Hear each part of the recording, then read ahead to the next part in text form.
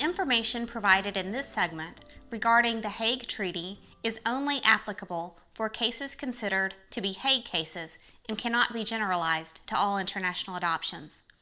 However, as of June 2014, all international adoptions into the United States will be required to process with a Hague accredited agency, whether the sending country has become Hague or not. On May 29, 1993, in The Hague, Netherlands, a multilateral treaty was completed. This treaty is called the Hague Convention on Protection of Children and Cooperation in Respect of Intercountry Adoption. When referring to this treaty in the context of adoption, it is typically referred to simply as the Hague Treaty.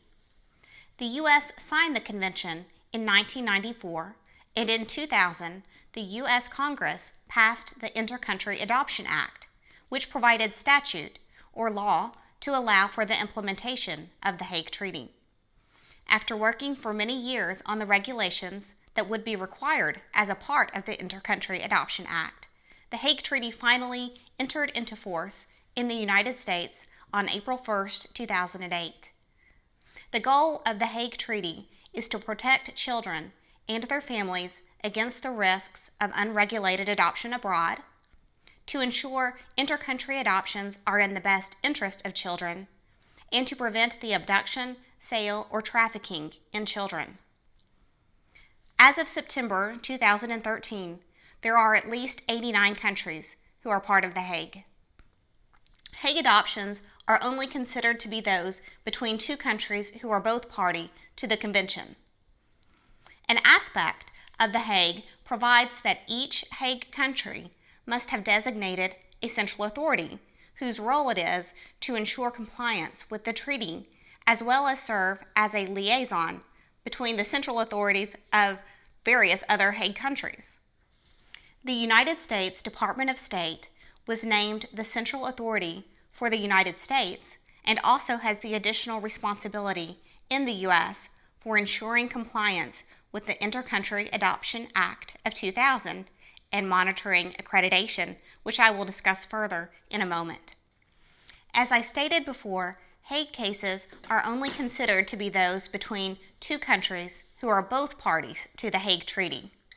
However, in reality, many U.S. agencies are trying to make their policies, procedures, and practices Hague compliant across the board. So, even though a family may not be adopting from a Hague country, the family's agency may operate with Hague-like requirements and procedures. The United States chose to implement the Hague Treaty by allowing for accreditation of private adoption service providers, instead of taking on the role of writing home studies and facilitating adoptions as a government responsibility, as many European countries have done. The Department of State accepted applications for various entities interested in offering accreditation services for adoption service providers. Accreditation is the means of assessing whether or not an adoption service provider is operating in substantial compliance with the tenets of the Hague Treaty, as detailed and interpreted through the Intercountry Adoption Act of 2000 and subsequent regulations. One national level entity was named as an accrediting body, Council on Accreditation, or COA for short, and a state level accrediting body was also accepted, which is the Colorado Department for Human Services. These accrediting bodies are responsible for initially assessing accreditation applicants and for subsequently monitoring their performance, investigating allegations of noncompliance, and making reports to the Department of State. Not all adoption agencies applied or needed to apply for Hague accreditation. The United States is implementing the Hague Treaty to allow for three types of providers in an adoption case: a primary provider, a supervised provider, and an exempt provider. The primary provider on a case is the adoption service provider who is responsible for ensuring that the 6 identified adoption services are provided. I will detail these services in a few minutes. Overall, the primary provider has the greatest level of responsibility on a case and must be accredited. If a primary provider is not going to be providing all of the services in a case, a family may receive services from a supervised provider or an exempt provider. A primary provider who chooses to utilize a supervised provider must have a written contract with the supervised provider that outlines clearly the responsibilities and duties of each party. The primary provider has a significant duty to monitor the performance of a supervised provider to ensure they do not engage in activities that are inconsistent with the Hague Treaty, the Intercountry Adoption Act, or the regulations.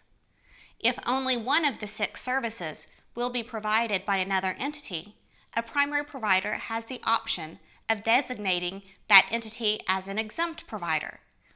It is not a governmental mandate that the supervised or exempt provider be accredited, so it is possible, with the approval of the primary provider on a family's case, for that family to utilize the services of an unaccredited agency for home study and/or post-placement services. It is also possible for a primary provider to use a foreign supervised provider to fulfill one or more of the 6 adoption services. The Intercountry Adoption Act and regulations require that a primary provider have a written contract with a supervised foreign provider outlining the responsibilities and duties of the respective parties. It is not required that a primary provider have a foreign supervised provider if the services overseas will be provided by a designated governmental organization. The Intercountry Adoption Act identified 6 adoption services that are provided in adoption cases. Please note, the list of services is not all inclusive of what may be required or utilized in your particular case. There are additional services which do not fall under the 6 identified services.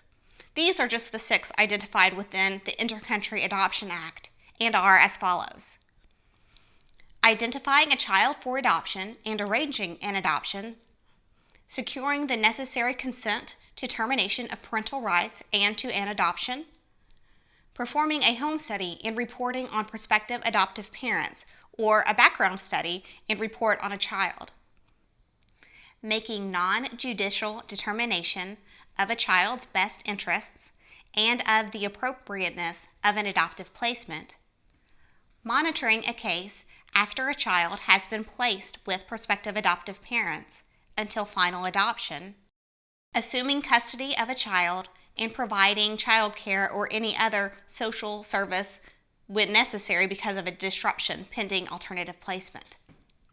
The primary provider should have a service plan for your case that identifies these 6 services and who will perform them on your behalf. In many cases, the 6th service of assuming custody of a child may be determined to be not applicable. This is because of the use of the word disruption.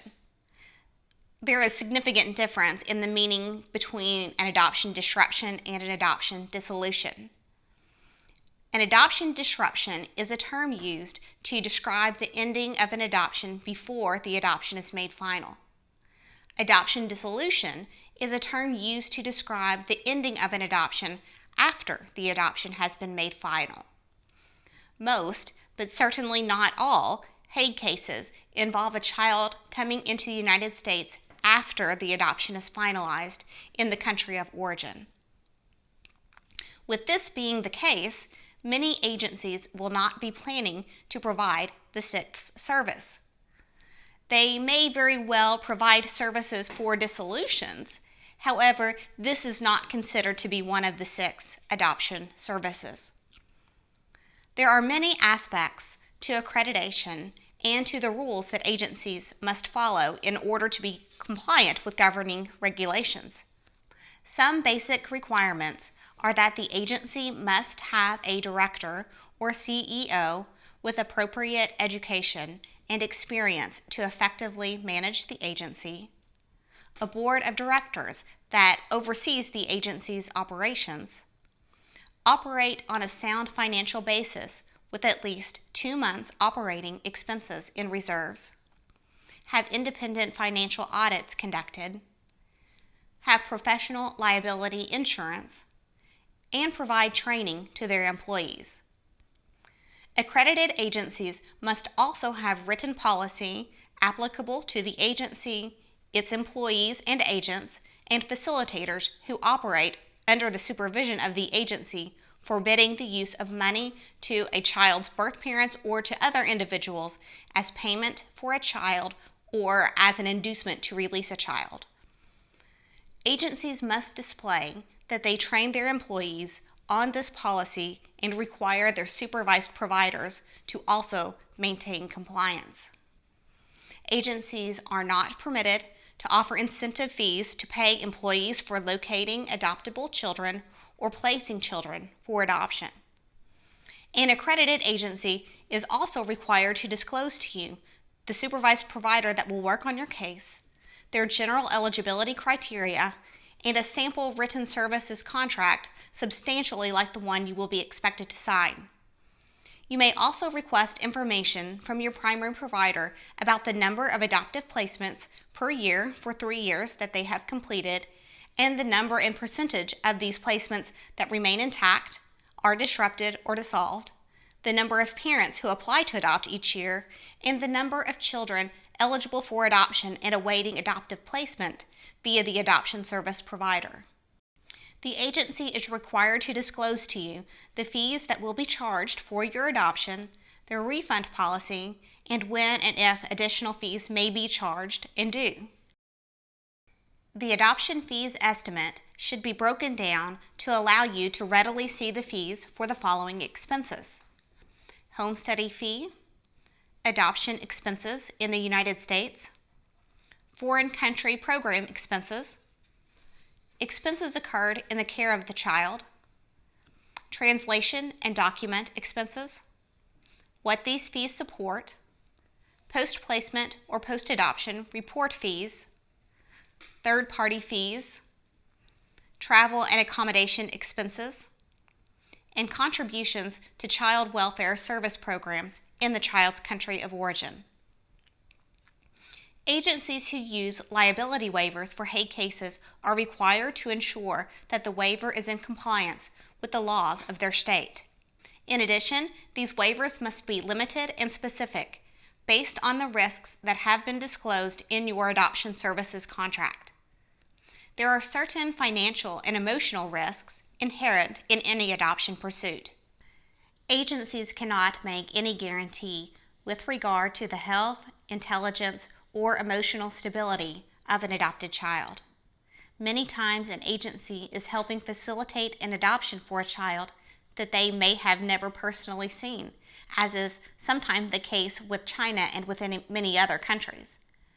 Families must be adequately informed of the risks in pursuing an adoption and make an educated decision about their acceptance of these risks. Families adopting from Hague countries are mandated to have a minimum of 10 hours of adoption training, which may be why you are watching this training course. Families are required to be trained on a variety of topics, almost all of which are covered in this series. You should also be receiving information specific to the child that you are seeking to adopt as available. The adoption service provider is supposed to provide you with the medical information on the child you are seeking to adopt in the language in which it was originally written, so that you may obtain your own translation if you would like. Many agencies will also provide this information in English as well. After an adoption takes place, your family will be required to submit to post-placement or post-adoption visits and reports.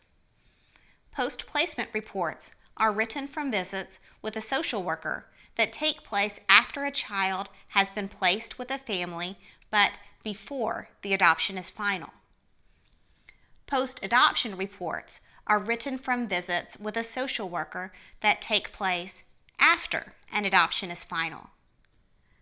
Post-placement and post-adoption reports may be looked upon as an inconvenience or just another hoop to jump through. but can in fact be a valuable opportunity to your family to discuss many issues with an experienced social worker. Routinely, families express concern about night terrors, feeding worries, questions on how to deal with invasive questions, as well as a number of other concerns. Post-placement and post-adoption reports are the means by which another government and their social services may determine that the children they are entrusting to the citizens of another country are thriving. These are an essential aspect when adopting internationally, and families should carefully consider this commitment when adopting. Different states have various requirements for the number and timing of visits after a child is placed into your family. The same is true for various countries. Most require at least 2 reports, but some require multiple reports for 5 years and then annually until the child turns 18. It is imperative that families take this obligation seriously, as failure to submit the required reports has directly impacted children's opportunities for adoptive families, as countries have decided not to engage in international adoptions since they have not been assured of the health and welfare of the children they have allowed to be adopted abroad. Another important aspect of the Hague and U.S. implementation is the complaint registry that has been established for adoptive parents to use to alert the accrediting entity and the Department of State to irregulations in practice that pertain to Hague standards. The first step when making a complaint is to notify the adoption service provider and/or primary provider if different. An adoptive family should have received a copy of the complaint policy and procedure with their adoption services contract. If the complaint is not satisfactorily addressed by the adoption service provider, and provided it pertains to a Hague issue, it may be submitted to the complaint registry. To submit a complaint, you will go to the website listed and click the Confirm button when finished. If you wish, you may also print out a form and fax it to the U.S. Central Authority or mail the form and any supporting documents to the Central Authority. You can also request the Department of State send you these forms directly. The Universal Accreditation Act was passed by the United States government to regulate adoptions from non-Hague countries. The goal of the UAA is to have the same standards for both Hague and non-Hague adoptions. The greatest impact of this legislation will be on the importance in choosing a primary provider, or in other words, the agency that will be responsible for the service delivery. It will now be necessary to have a primary provider even if adopting relatives or adopting from a country where no adoption service providers currently operate. Families should be aware that in most cases, the agency who writes the home study may revoke the home study approval if a primary provider is not named and kept consistently. It is additionally important that both Hague and non-Hague adopting families know that they must keep both the home study agency and primary provider up to date on any and all changes that occur with the family. Even simple things like changing jobs require immediate notification of all agencies involved. Families run the serious risk of losing their approval from the United States Citizenship and Immigration Services if they delay in notification. And now for our segment review. The Hague adoption process applies when both the sending country and receiving country have signed on to the Hague Treaty. There are 6 identified adoption services within the Intercountry Adoption Act. The primary provider in a Hague adoption has the greatest responsibility. In most Hague cases, children come to the United States after the adoption has been finalized in the child's country of origin. All fees charged in Hague adoptions must be fully transparent. Families pursuing a Hague adoption must have completed at least 10 hours of training on specific education topics. Post-placement and post-adoption visits are especially valuable in helping parents and children with early transition issues. A specific complaint procedure involving Hague adoptions has been established.